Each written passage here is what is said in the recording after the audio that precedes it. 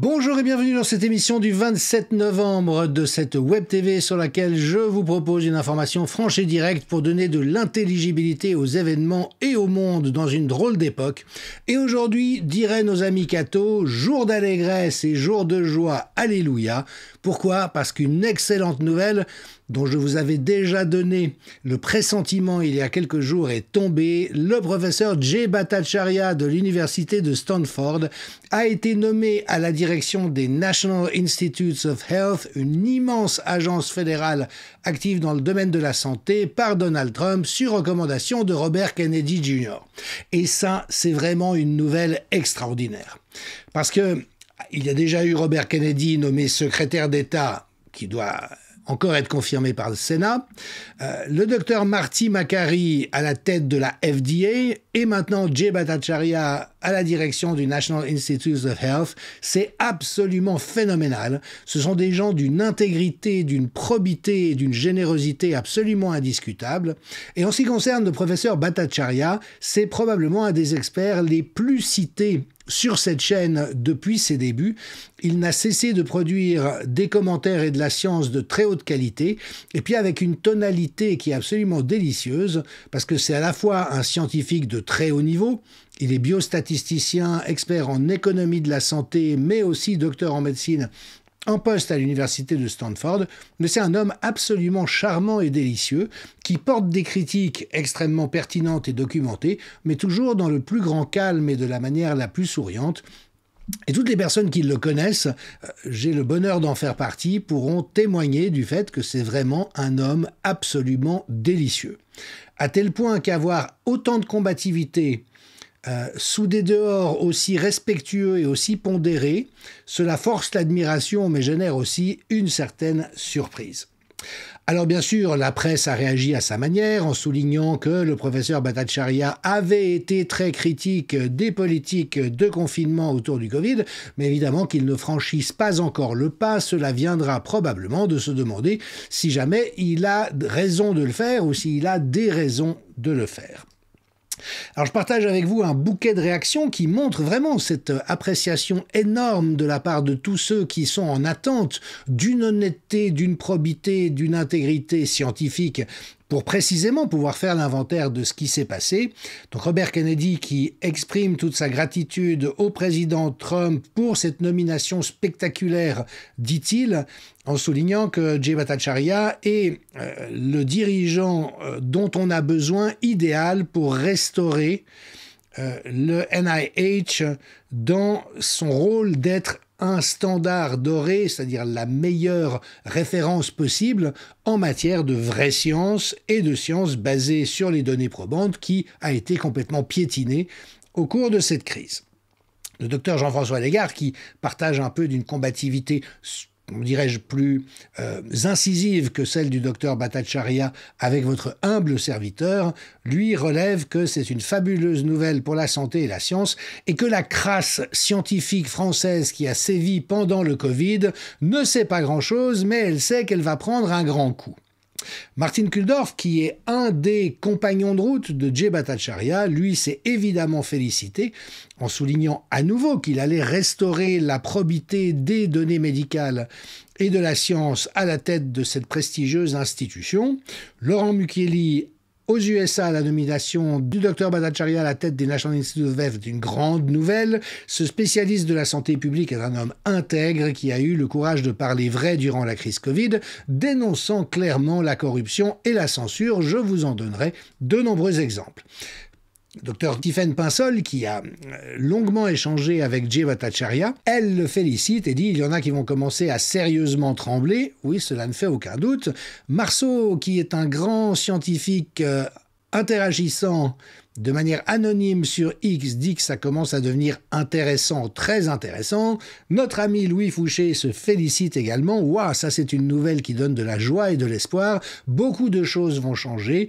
Ça donne envie de faire le ménage en France, ô combien. Elon Musk, qui observe quand même avec un sacré grain de sel ce qu'il se passe, dit waouh, à quel point le vent a tourné. Et puis, dans un deuxième tweet peu après, c'est quelqu'un qui dit la vérité, qui va enfin diriger le NIH. Et le docteur Asim Malhotra, dont je vous ai également souvent parlé sur cette chaîne, rappelons que c'est un des plus grands cardiologues britanniques. Il était au départ très pro-vaccin, jusqu'à ce que ses 2 parents décèdent peu après les injections, ce qui l'a évidemment poussé à réviser quelque peu son opinion.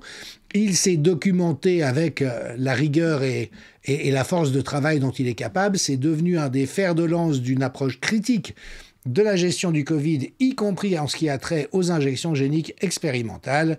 Il est déjà assuré qu'il va coopérer avec l'équipe de Kennedy et Bhattacharya. En ce qui concerne Asim Malhotra, vous savez qu'il y a actuellement des pseudo-articles qui sont publiés reposant sur des modélisations bidons qui n'ont absolument aucun sens pour chercher à persuader envers et contre tout la population que l'injection génique a sauvé des vies. Et voyez, dans une toute récente réaction, le docteur Asim Malhotra dit « ça n'a aucun sens, ce sont des modélisations qui sont sans aucune plausibilité selon le directeur du centre de recherche sur l'Evidence-Based Medicine de Oxford, le docteur Carl Heneghan.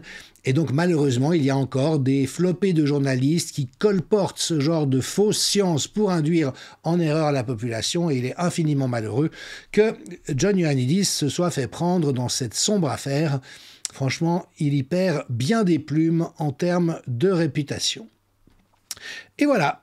Tous ceux qui l'ont croisé, je le redis encore une fois, témoignent de la gentillesse et de la pertinence du professeur Bhattacharya et qui est intervenu à réitérer reprises dans les médias qui voulaient bien l'accueillir. Il a subi une censure que nous aborderons également, et notamment autour de cette idée, pourquoi devrions-nous continuer à écouter des gens qui se sont trompés depuis le début? C'est évidemment le cas des autorités de santé en France, en Suisse, en Belgique et au Québec. Nous persistons dans cette erreur et Jay Bhattacharya est intervenu dès qu'il a pu pour faire observer que des gens qui se trompent systématiquement ne sont peut-être pas dignes de foi, ou en tout cas qu'il vaut la peine de prendre d'autres avis que les leurs. Liz Churchill, elle, montre que Fauci, désormais, est effectivement en difficulté. Alors elle prend un cliché qui n'a probablement rien à voir, mais en soulignant, ça c'est le genre de visage que vous faites quand le scientifique que vous avez censuré est en train de devenir directeur du NIH avec l'engagement de mettre les choses à plat. Alors, je rappelle que les National Institutes of Health, c'est un organisme qui chapeaute 27 instituts et centres de recherche et d'action opérationnelle. Cet institut gère un budget global de recherche de 47,3 milliards de dollars. Et donc, effectivement, avec Kennedy, Makary et Bhattacharya, on est dans une autre histoire. Il faut rappeler aussi, bien sûr, que Jay Bhattacharya, avec Martin Kulldorff et Sunetra Gupta, donc des épidémiologistes de Stanford, Harvard et Oxford, étaient intervenus très tôt, dès le mois d'octobre 2020, pour dire que les confinements n'avaient aucune base scientifique, que la gestion du Covid contredisait toute la science dont nous disposions, pour plaider pour une protection spécifique des groupes à risque en laissant la société vivre le plus normalement possible. Et vous voyez, Martin Kulldorff, effectivement, reflète de manière méditative sur le fait qu'alors qu'on les avait accusés d'être des épidémiologistes marginaux qui disaient n'importe quoi, eh bien l'un d'entre eux se retrouve désormais à la tête de la santé américaine avec d'autres personnages remarquables et que la vérité finira par apparaître au grand jour. Kulldorff, c'est aussi lui qui avait posé la question, mais attendez, Sunetra Gupta, épidémiologiste à Oxford, est la plus éminente épidémiologiste des maladies infectieuses, pourquoi est-ce que ça n'est pas elle qu'on écoute, mais des gens aussi fantasques, douteux et crapuleux pour un certain nombre d'entre eux, ça c'est moi qui l'ajoute, comme précisément Tony Fauci, Neil Ferguson de l'Imperial College, Drosten, le médecin allemand, Tedros à la tête de l'OMS, Bill Gates, Jeremy Farrar. Qu'est-ce qui fait qu'on écoute ces crapules plutôt que des épidémiologistes de très haut niveau, les meilleurs au monde qui savent de ce qu'il convient de faire et de quoi ils parlent. Et pour ceux qui se poseraient encore la question, je vous invite à parcourir La fabrication du désastre, qui, pourquoi, comment, dans l'ouvrage dans lequel je montre comment cette coterie de gens malhonnêtes, mal intentionnés et véreux a réussi à faire un hold-up sur la santé mondiale et à préparer très en amont la mise en échec de spécialistes comme Jay Bhattacharya, Martin Kulldorff ou Sunetra Gupta, et notamment à partir du deal entre Anthony Fauci et Bill Gates dès les années 2000 pour faire une prise d'otage de la santé mondiale à partir de l'OMS. Et donc, dès que Fauci et ses sbires ont été informés de l'initiative de la déclaration de Great Barrington, ils se sont mobilisés en disant il faut absolument détruire de manière dévastatrice cette initiative qui rappelle la vraie science et ce qu'il convient de faire pour la population. Bhattacharya et Kulldorff ont réagi avec un article publié dans le magazine Newsweek « Comment Fauci a trompé les États-Unis » que j'ai immédiatement fait connaître dans le cadre du Conseil scientifique indépendant. Vous pouvez encore trouver l'émission en ligne à l'adresse qui s'affiche actuellement. Et la raison pour laquelle j'ai tellement relayé les épidémiologistes dont je vous parle, c'est juste que ce sont les meilleurs, ce sont ceux qui savent de quoi ils parlent. Alors dans les intentions de Jay Bhattacharya, il y a évidemment celle de faire une commission honnête pour un travail d'inventaire autour du Covid, qui sera sanglant, étant donné la gravité des dérives et des crimes qui ont été commis. Et il relève que le peuple américain a droit à des excuses de la part de ses dirigeants. Je l'ai également passablement exprimé dans mon pays et en Europe. Alors, passons en revue quelques-unes des choses que Jay Bhattacharya a dit tout au long de cette crise, notamment ceci: les confinements ont été une énorme erreur et catastrophique. Nous devons faire marche arrière avec horreur, c'est-à-dire en nous permettant d'être horrifiés par ce que nous avons toléré, ce que nous avons accepté. Les politiques Covid ont violé l'éthique médicale et ont anéanti la capacité des médecins scientifiques à discuter des faits et des preuves. Beaucoup ont été réduits au silence. Nous en savons quelque chose. Et puis en insistant sur le fait qu'un petit groupe, presque un cartel de mafieux, je l'ajoute, de bureaucrates scientifiques très puissants ont pris le contrôle de tout l'appareil scientifique, dominé les médias, dominé le message adressé aux politiciens. C'est bien tout le fond de l'affaire, c'est là où il s'est agi, l'aurais-je assez dit, d'une opération criminelle, préméditée, délibérée et soigneusement mise en œuvre. Alors, Jay a tout au long de la crise fait connaître tout ce qu'il y avait à comprendre. Par exemple, le fait que dans la politique d'étiquetage des décès aux États-Unis, eh bien, on pouvait étiqueter comme décès Covid des gens dont on n'avait aucune raison de croire ou de penser qu'ils avaient pu mourir du Covid. On sait également que les familles se voyaient proposer 6 000 $ d'aide pour les funérailles si elles acceptaient de déclarer que leur proche était mort du Covid, même s'il était mort de complètement autre chose. Là encore, le niveau de truanderie, de corruption généralisée dans lequel on a été phénoménal. Et Jay Bhattacharya n'a cessé d'insister sur le fait que la réponse au Covid a ignoré les normes de gestion des épidémies, les droits de l'homme, pour instituer un régime de suppression, de censure et de coercition qui rappelle une approche fasciste de la gestion de la société. Vous voyez, aussi charmant soit-il, il n'a pas sa langue dans sa poche et grand bien nous en fasse tous. Il a également interpellé l'ancienne directrice du CDC, Centers for Disease Control, Rochelle Walensky, qui a menti publiquement sur un ensemble de choses, la protection conférée par l'injection génique, mais également au sujet de la fameuse méta-analyse Cochrane sur le masque, qui a définitivement démontré qu'il n'y avait aucun avantage, et a mis sa réputation en jeu en osant affirmer que le masquage de la population fonctionnait, alors que tout démontrait l'inverse. Elle a donné la priorité à sa réputation, à sa position, plutôt qu'à la vérité. Il a également critiqué un article du Journal of American Medical Association recensant les cas de médecins qui, soi-disant, diffusaient des informations erronées en ligne. Et dans cet article, les auteurs considéraient par exemple que les messages affirmant que le vaccin n'arrêtait pas la propagation de la maladie étaient de la désinformation. Quelle ironie de voir cette revue diffuser des informations erronées dans un article décriant la désinformation. Il s'est également étonné sur le fait que l'expérience suédoise, aussi probante soit-elle, ne provoque aucune réflexion chez nos responsables de santé. Comment est-il possible qu'un auguste groupe de scientifiques se soit réuni pour évaluer si les confinements, les fermetures d'écoles, etc. ont permis de débarrasser le monde du Covid, mais qu'il n'ait jamais pris en compte l'expérience suédoise? C'est comme essayer de comprendre des accidents d'avion en ignorant la gravité, le paramètre de gravité. Et puis, en bon économiste de la santé, Jay Bhattacharya a également mis le doigt sur quelque chose qu'il convient de bien garder à l'esprit. Je l'ai approfondi cette question dans mes 2 livres. En fin de compte, le gouvernement a dépensé 4 200 milliards de dollars pour soutenir l'économie, tout en l'étouffant par des mesures de blocage. Ces 2 pressions contradictoires ont jeté les bases de la faillite des banques. Ça paraît intéressant quand même, non? Et puis, toujours avec cet humour très british, même s'il est indien d'origine, les mêmes personnes qui ont dépensé des milliers de milliards de dollars pour gérer n'importe comment cette pandémie, qui ont tué les petits commerces, qui ont empêché vos enfants d'aller à l'école, qui vous ont même empêché de dire au revoir à vos proches qui étaient en train de décéder, veulent maintenant plus d'argent et plus de pouvoir pour être en mesure de gérer n'importe comment la prochaine.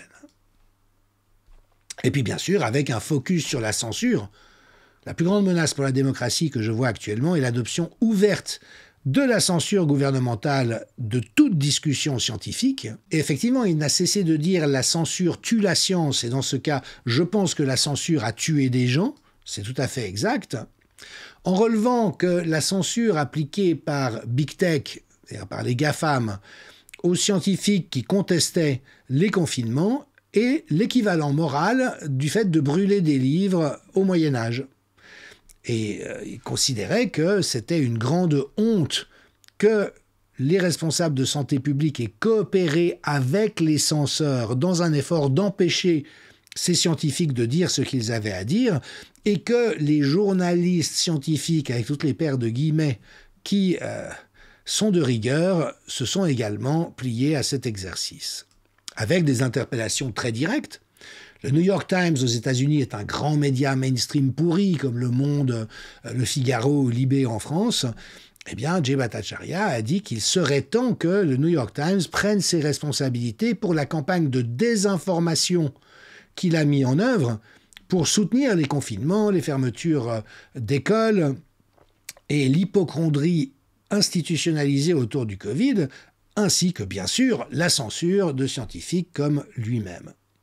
Et avec cette fine remarque, là encore, qui est au cœur de l'ingénierie sociale que nous avons subie, le but de la censure moderne n'est pas d'empêcher les gens d'entendre une idée, c'est de délégitimer l'idée dans l'esprit du public et excommunier l'hérétique qui a osé l'exprimer dans la société polie et sur la place publique. Je renvoie évidemment aussi aux analyses brillantissimes à ce sujet de Michel Maffezoli. Et en dénonçant ce qu'il y avait à dénoncer, comme Wikipédia, qui n'est aujourd'hui plus qu'une vitrine de propagande et qui a participé au travail de destruction de réputation de la déclaration de Great Barrington et de ceux qui la portaient. Alors, un moment très important a été cette audition dans le cadre du Congrès des États-Unis de 4 immenses scientifiques, Martin Kulldorff, Jay Bhattacharya, Marty Makary, donc que nous avons évoqué, Scott Atlas, qui était un des conseillers de Donald Trump, mais qui s'est fait évincer par Anthony Fauci et qui, lui, recommandait de bonnes réponses.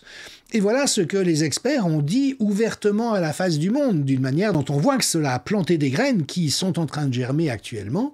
La principale source de désinformation a été le gouvernement fédéral lui-même, et c'est vrai dans tous nos pays. Il a utilisé des techniques de propagande afin de détruire la réputation et la carrière des personnes qui se sont opposées. Le professeur Kulldorff a dit cette chose remarquable dont je me suis souvent servi, tellement c'est intelligent, humoristique et vrai. Il a dit, au début de la pandémie, j'ai vraiment eu très peur pendant 10 minutes. Et au-delà de ces 10 minutes, quand j'ai pris connaissance des chiffres et que l'immense majorité des gens, surtout les jeunes, n'étaient absolument pas à risque, à ce moment-là, j'ai compris qu'on était face à un épisode épidémique normal, qui convenait sans doute d'être prudent, mais absolument pas de prendre ces trains de mesures absurdes, dommageables et antiscientifiques qu'on a imposés à la population. Et Jay Bhattacharya a vraiment martelé le clou lors de cette audition. Les bureaucrates ont agi comme des dictateurs, piétinant les libertés civiles et notamment les classes laborieuses. Et ça a été le cas aussi dans nos pays. Et lors de cette audition, le docteur Makary, qui est donc désormais à la tête de la Food and Drug Administration, ce qui est vraiment pas rien, a lui aussi dit les choses de la manière la plus explicite qui soit. Et notamment le fait que c'est le docteur Fauci lui-même qui a décidé que l'immunité naturelle ne valait plus rien. il a décidé que si vous aviez des anticorps circulants capables de neutraliser le virus, mais qu'ils n'étaient pas provoqués par le vaccin, alors le gouvernement ne leur reconnaissait pas le statut d'anticorps neutralisant. Et en se demandant, mais pourquoi au monde injecter les enfants? Il n'y a aucun enfant qui soit mort. Une récente, à l'époque, étude allemande l'avait montré. Aucun enfant entre 5 et 11 ans qui était mort du Covid, très très peu de cas graves. Au nom de quoi est-ce qu'on a entrepris de vacciner une population entière? Ces questions doivent être reprises aujourd'hui. Et des vraies réponses qui se situent évidemment dans le domaine du crime et de la corruption leur être apportées. Alors un autre moment décisif a été quand Elon Musk, juste après avoir racheté Twitter, a invité Jay Bhattacharya dans les quartiers généraux 6 en Californie. Et vous voyez, le 11 décembre 2022, Jay Bhattacharya a publié un tweet disant « J'ai passé l'après-midi hier aux quartiers généraux de Twitter pour comprendre comment j'avais été mis sur une liste noire pour ralentir ou supprimer mes prises de position, un blacklisting, évidemment qui a été un des motifs saillants de la crise, et notamment à travers ces stratagèmes que je détaille dans le livre « La fabrication du désastre », c'est-à-dire une liste de 1000 mots-clés qui faisaient réagir les algorithmes ou les surveillants humains. Il y avait des responsables des services secrets, anciens de la CIA, du FBI, et des contacts directs avec le FBI à l'époque dans tous les réseaux sociaux. Et dès qu'il y avait des signaux que certains de ces mots étaient utilisés par les utilisateurs, cela enclenchait tout un système de répression. Donc voilà, gloire et honneur au docteur Bhattacharya. Évidemment, sa nomination est très bon signe, ça ne va pas tout régler. Une fois que vous êtes à la tête d'une institution comme celle-là, c'est là que le travail commence, avec énormément de résistance, d'inertie, le fait que les intérêts crapuleux, ils sont partout à l'heure actuelle, donc ils vont avoir énormément de travail. Mais toujours est-il que nous ne pouvons que nous réjouir profondément de cette bonne nouvelle. Et puis, féliciter ceux qui, en Europe, ont fait leur travail dans l'univers médiatique, c'est-à-dire les médias indépendants, et en particulier Amel Debay, rédactrice en chef de l'Impertinent Média, qui a interviewé à 2 reprises Jay Bhattacharya. Ça, c'est une publication de janvier 2023 de l'Intéressé où il fait savoir qu'il a été interviewé. Très très bon article dans lequel, Jay porte à la connaissance du public ce qu'il y a à savoir, que les politiques soi-disant de lutte contre les pandémies imposées n'étaient pas compatibles avec la démocratie ni avec la science, qu'une grande partie des médias a aidé à encourager une campagne de propagande, il n'y a jamais eu de consensus scientifique en faveur du confinement, et Stanford, l'université auquel il est rattaché, n'a pas réussi à protéger la liberté académique. Coup de chapeau aussi à France Soir, qui vient de fêter ses 80 ans et dont il faut rappeler qu'ils ont été vraiment à l'avant-plan, toujours sur les questions qu'ils se posaient. Ici, la liberté académique est morte. Le professeur de Stanford raconte son enfer après s'être opposé au confinement. De cet enfer, il rebondit à la tête du NIH. La confiance dans la santé publique est au plus bas niveau que j'ai jamais vu. C'est le cas aussi dans nos pays aujourd'hui, étant donné les truanderies qui ont eu lieu. Et puis, la liberté d'expression n'a jamais été aussi importante et en danger. C'est le devoir de chacun d'en faire son affaire. Alors bien sûr, on est en train de remettre sur le devant de la scène ce que nous avons dénoncé depuis des mois et des années. Tous ceux qui suivent ma chaîne savent que Pfizer a cherché à camoufler pendant 75 ans des milliers et des milliers de pages, des dizaines de milliers de pages de documents au sujet des essais sur les injections géniques.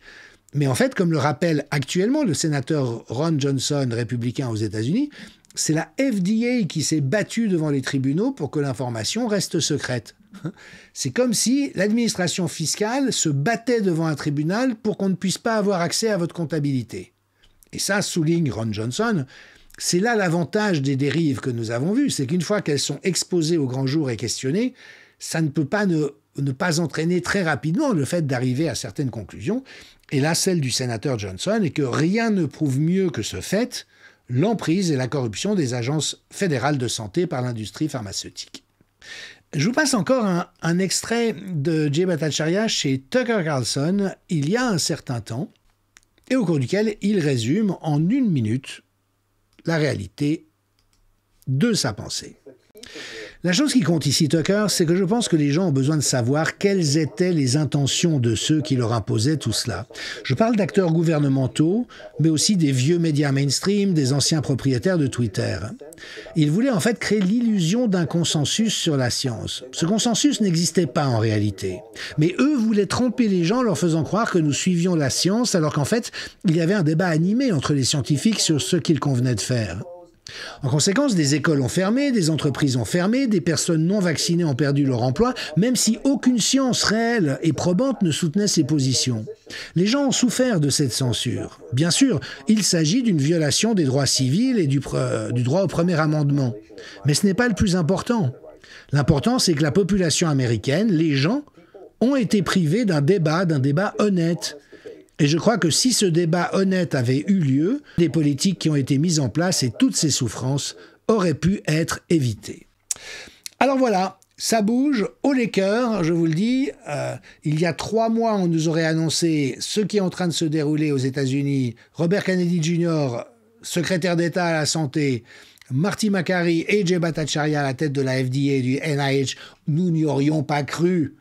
Et je me réjouis de cette nouvelle avec une certaine émotion, parce que ça fait des années et des années que nous nous battons envers et contre tout, que certains se découragent, que d'autres nous disent « mais à quoi ça sert ?» Mais non, nous savons qu'en ne lâchant pas, nous allons parvenir au but. Dernière nouvelle, ça vient des Pays-Bas, l'équivalent de la BBC ou de France 2, consacre un programme de 30 minutes à First Do No Harm. D'abord, ne faites pas de dégâts, mais c'est un jeu de mots avec harm et farm, ça parle de l'industrie pharmaceutique. Un documentaire qualifié de dérangeant, d'important, c'est bien pire que ce que nous pensions, avec des interviews de Robert Kennedy Jr. et du docteur Jay Bhattacharya. Il sera bientôt repris et diffusé dans 43 millions de foyers américains. Le vent est en train de tourner, ne faiblissons pas. Et je termine cette émission avec un hommage à Michel Maffezoli, qui vient de fêter ses 80 ans. Il est actuellement au Brésil, où un dictionnaire Michel Maffezoli lui a été consacré par des universitaires qui savent apprécier son travail à juste titre. Cela fait des années que Maffezoli nous dit « Oui, c'est grave, oui, c'est impressionnant, mais je ne suis pas inquiet. C'est la bouffée délirante d'un monde en plein effondrement. Les élites s'accrochent. Elles deviennent enragées, elles sont prêtes à tout, mais c'est un combat perdu d'avance et le temps est en train de lui donner les raisons. Je rappelle que ses toutes premières productions livresques dans les années 70 anticipaient déjà le fait que nos sociétés se dirigeaient vers le totalitarisme avec une forme de violence d'État nouvelle. Voilà, chapeau Michel Maffezoli, chapeau le visionnaire. Et puis je ferai une émission spéciale à son sujet prochainement pour rappeler l'importance de son œuvre et de quelle manière elle nous donne précisément des clés de lecture du réel qui sont tellement importantes pour comprendre ce qui se passe, mais aussi pour entretenir notre confiance par rapport au fait qu'il y a un nouveau monde en train de naître et que dans ce monde-là, des sinistres individus comme Fauci, Gates, Véran, Mauro Poggia, Didier Pittet, Jean-François Delfrécy, les crapules belges, québécoises et d'ailleurs, Antoine Flahault, n'auront plus leur place parce que eux sont une ultime perdurance d'un monde corrompu jusqu'à l'os. Et toutes ces nouvelles, évidemment, nous montrent qu'il est en train de se passer quelque chose. Il ne faut pas faiblir, il ne faut pas se réjouir trop vite, il ne faut pas vendre la peau de l'ours avant de l'avoir tué, comme le dit la sagesse populaire. Mais en tout cas, une chose est sûre, nous avons pris un bon cap, à nous de faire en sorte qu'il ne soit plus possible d'en dévier. Si vous avez apprécié cette émission, je vous rappelle qu'il est possible de soutenir nos efforts avec un abonnement à partir de 1 € par mois ou une donation du montant de votre choix à l'adresse qui s'affiche actuellement à l'écran. Et je vous donne rendez-vous tout prochainement pour de nouveaux épisodes. Merci.